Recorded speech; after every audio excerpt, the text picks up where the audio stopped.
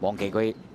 好，你一起步嘅時候啊，前面快閘嘅馬咧，內欄位置星火燎原啦，外邊就有紅利啦，中間4啊進佔第3添啊，橙色眼罩咧仲有星火燎原啊，出邊黑衫咧就有得贏啦，內欄紅衫咧仲有皇帝英明啊，中間呢就飛黃，外邊係賢力寶，後邊4隻良區好友咧贏得爽啦，尾二大外檔啊，黃帽運來5寶內欄包尾啊仲升啊，入正最後直路啦，有紅利大步大隻啊，仲有1個馬嘅優勢啊，星火燎原就開始中檔推進啊，後邊嘅話仲係凝聚美麗啦，入邊啊皇帝英明啦，外邊追運來5寶啊，最後100零米啦，呢隻有紅利擺咗喺前面走，拋離後邊嘅對手贏出呢場賽事啊！星火燎原第2，皇帝英明第3，第4名似乎係仲升喎。結果今場賽事呢隻有紅利都特別跑法就唔多噶啦，咁啊用咗見習生黃志宏就係擺咗喺前面放啊，7歲嘅老馬，咁啊結果今日有少少場地變化，擺咗喺前面一放到底，星火燎原全程跟住佢跑到第2啦，第3名呢啲係內欄嘅喎，